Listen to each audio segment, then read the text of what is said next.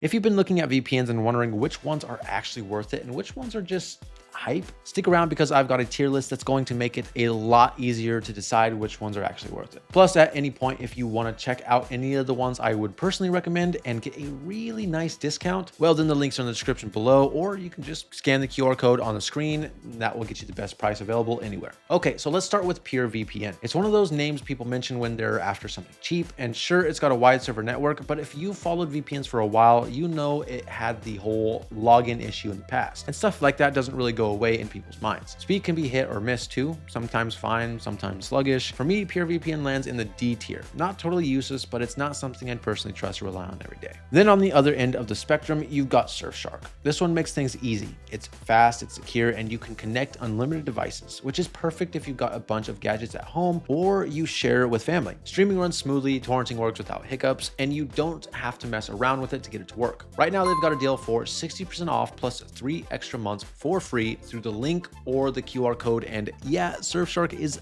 solidly in S tier. Another service that definitely deserves S tier is NordVPN. Pretty much everyone has heard of it at this point, and it's not just marketing. The server network is massive, the encryption is top tier, and it just works well whether you're streaming, torrenting, or just keeping your browsing private. And with the deal going on where you can get 74% off plus 3 free months, NordVPN is a solid choice. Now, if we drop down a little bit, there's ProtonVPN. I like what they're about with the focus on transparency and privacy. Their free plan is a good intro for someone who's never used a VPN before, but let's be real. The free and even the cheaper plans can feel slow and limited compared to the bigger players. So I'd keep ProtonVPN around C tier. Good if you're starting out, but not where you want to stay if you need performance and true security. CyberGhost, though, is great for beginners. If you've never used a VPN before, this one feels very approachable. It's got a ton of dedicated servers for streaming, it's straightforward to set up, and it still covers you well on the privacy side. Plus, right now the deal is 84% off plus 4 free months if you go through the link or QR code. And for that deal, it's an easy A tier.